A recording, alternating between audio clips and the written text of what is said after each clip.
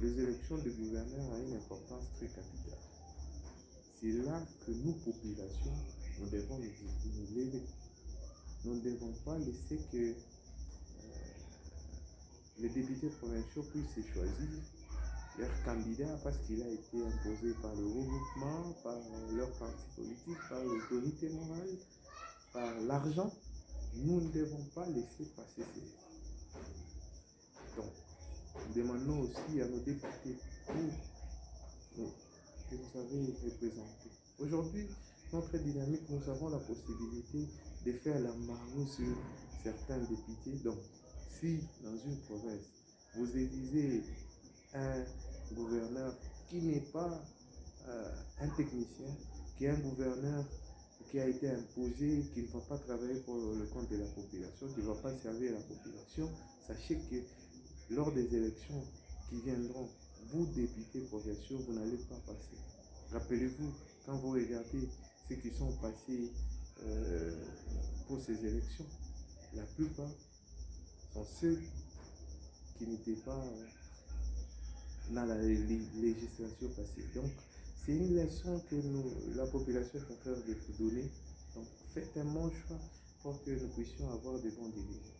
Alors, je viens ici faire l'analyse par rapport à l'élection de gouverneur dans le Haut-Katanga et dans le Lalaba. Je commence par le Haut-Katanga. Monsieur le journaliste, permettez-moi de parler du Haut-Katanga. Aujourd'hui, le Haut-Katanga a connu un retard par la gestion de M. Jacques Yaboula Kato.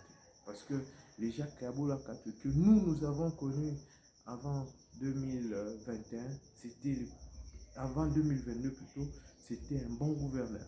Donc c'est celui-là qui a travaillé pour la population, il a travaillé dans l'intérêt de la population. Il y avait des chantiers partout, à Lubumbashi, à Likasi, il y avait des chantiers partout.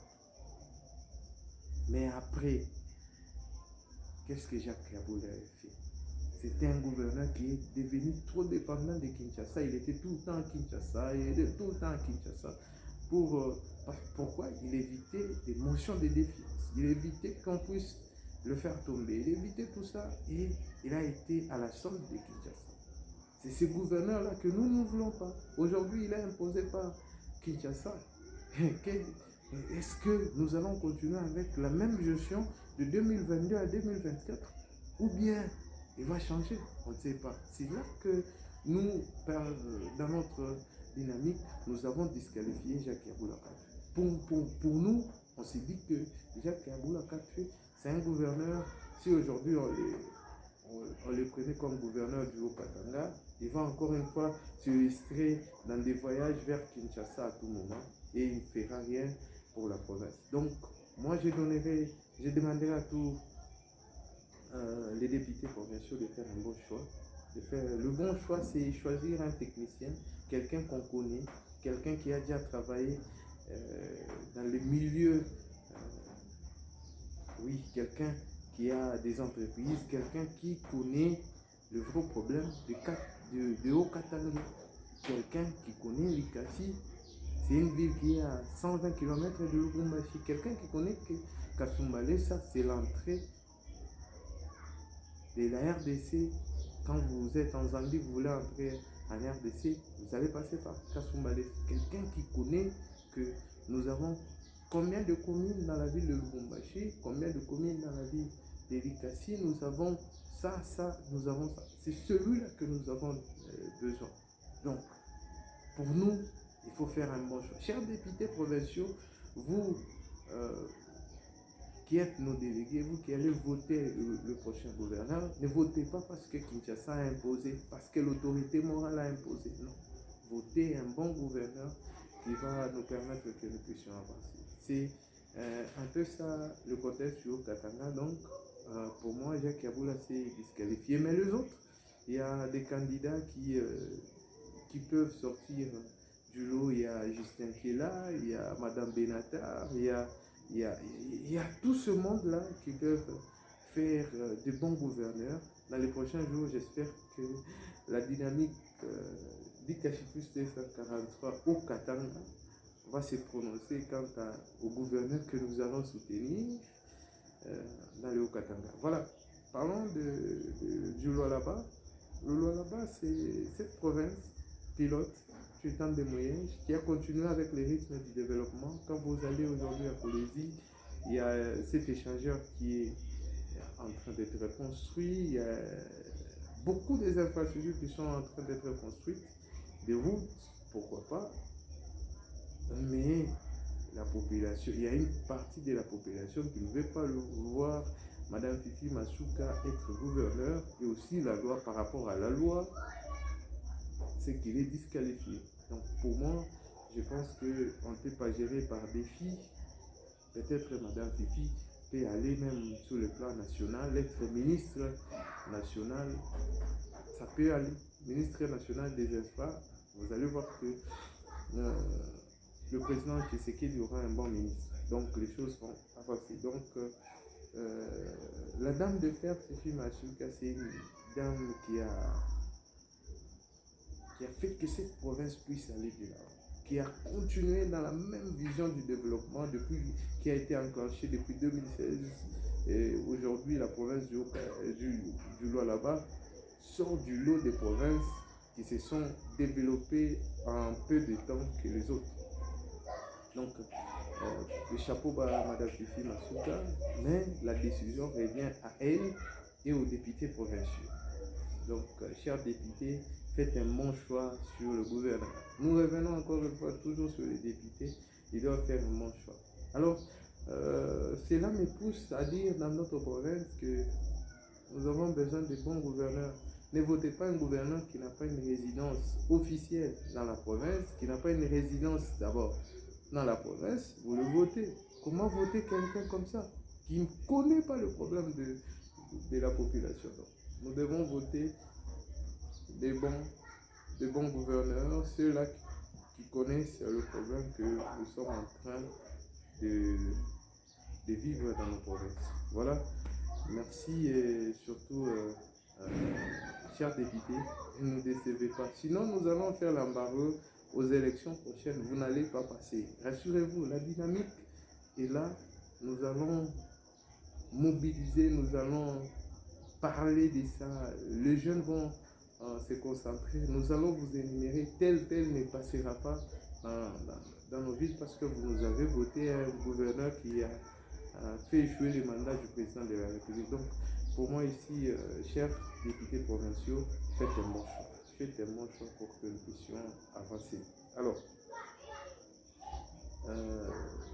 parler de la dynamique Pikachibus 243, c'est une vision qui est venue depuis 2020, vers les années 2021. Nous avons commencé par écrire certaines choses, écrire les projets. Nous avons commencé par demander des conseils, voir ce que les autres font dans leur pays pour que nous puissions avancer. Nous avons essayé un tout petit peu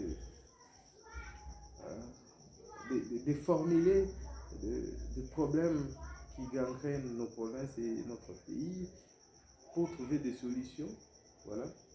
Et jusqu'à ce qu'en 2023, nous avons lancé cette dynamique Pikachibus 243 qui signifie tout simplement l'odeur qui doit se répandre partout en République la bonne odeur qui doit se répandre partout en République démocratique du Congo. Voilà. Mais aujourd'hui, nous sommes là, nous sommes installés dans le Haut-Katanga et dans le Lualaba. Nous espérons que dans les prochains jours, ça sera toute la République qui va nous recevoir. Voilà. Notre dynamique a des objectifs et a des guerres que nous sommes en train de mener. Nous sommes en train de mener une guerre contre le tribalisme, la guerre contre le népotisme, le régionalisme, la guerre contre les antivaleurs qui font reculer notre pays, la corruption et tout cela. Donc nous sommes en train de mener cette guerre, la bonne guerre, et aussi la prise de conscience de tous les jeunes que notre pays a besoin de nous. Parce que vous ne pouvez pas dire que le pays ne m'a rien donné aussi longtemps que vous aussi vous n'avez rien donné à ce pays. Donc celui qui peut dire que le pays ne m'a rien donné, c'est celui-là qui a donné quelque chose à ce pays. Alors, voilà, C'est en quelque sorte notre combat sur le plan de mentalité. Voilà. Et nos objectifs, notre vision, c'est de voir une jeunesse indépendante. Nous devons avoir une jeunesse qui ne peut pas dépendre de politique. Aujourd'hui, vous avez vu pendant la campagne électorale, les jeunes, ils étaient là en train de chercher des petites miettes, pas des candidats, et certains candidats sont passés parce qu'ils ont donné de l'argent à des jeunes, des petites miettes. Et aujourd'hui, vous regrettez pourquoi ils sont passés. Donc, la dynamique est là pour permettre, pour donner l'opportunité à tous les jeunes qui veulent entreprendre, à tous les jeunes qui veulent faire avancer les choses. Nous sommes là avec nos conseils, avec notre soutien, que ce soit financier, matériel, intellectuel. Nous pouvons vous l'apporter. Vous avez des projets d'entreprendre. Nous sommes là avec des conseils, avec beaucoup plus d'amour. Nous allons vous accompagner avec, si tout va bien, avec le financement. Donc, nous encourageons les jeunes à entreprendre pour que le pays puisse aller de l'avant, parce que sans l'entrepreneuriat, ce pays n'ira nulle part. C'est pourquoi nous aussi, dans la dynamique, nous avons déjà lancé des projets, entre autres le premier projet que nous avons lancé, c'est l'agro-business. Aujourd'hui, nous dépendons plus de la Zambie dans le Haut-Katanga et dans le Lualaba, mais nous voulons que dans 3 ans, que nous ne puissions pas dépendre de la Zambie. Voilà, c'est pourquoi nous avons lancé le projet agro-business. Petit à petit, nous sommes en train d'aller de l'avant.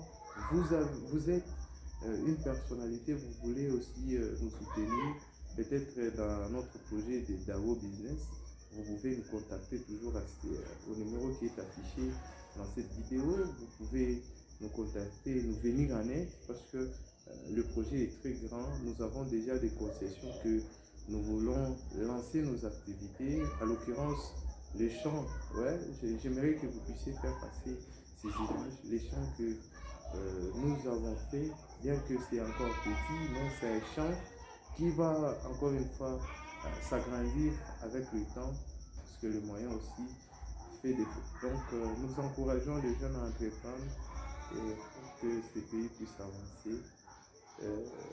Vous êtes entrepreneur, venez. Bientôt là, avant la sortie officielle, oui, la sortie officielle, si tout va bien, ça sera au mois de mai, soit juin. La sortie officielle de la dynamique d'Ikachi Plus 243. Nous invitons tous les jeunes d'Elika, Silou, Machiko, Louisi, Kasumbalesa, d'adhérer à cette dynamique. Chez nous, on n'a pas l'argent. On ne donne pas l'argent. Mais nous, on aide les jeunes à avoir de l'argent. Parce qu'aujourd'hui, on peut te donner le poisson. Demain, on va encore te donner. Le lendemain, la personne va se fatiguer. Mais nous donnons le filet, la canne à pêche, que chacun puisse aller chercher comment avoir son poisson. Donc, c'est dans ce contexte-là que nous sommes en train de mener ces grands combats sur le changement des mentalités de la jeunesse, surtout avec l'entrepreneuriat. Oui, parce que l'entrepreneuriat nous avance. Aujourd'hui, nos entreprises demandent que vous puissiez avoir l'expérience professionnelle de 2 ans, de 3 ans. Mais quelqu'un qui vient à peine de terminer les études. Alors, nous devons arrêter cela. C'est quand nous-mêmes, nous sommes en train d'entreprendre. Merci, monsieur le journaliste. Merci de votre visite. Mais nous promettons aussi que bientôt, là, dans le Haut-Katanga, dans le Lualaba, la dynamique va voter. Nous allons nous réunir. Nous allons faire un choix du gouverneur que par rapport à son discours, par rapport à sa volonté, par rapport aux enquêtes que nous allons mener, nous allons choisir le gouverneur que nous allons soutenir. Ce sera dans les prochains jours. Merci et surtout, encore une fois, dans mon pays, on tue à l'Est, mais le monde entier est calme. Nous devons nous lever, chers jeunes, pour participer à cette guerre. Nous devons barrer la route à tous les ennemis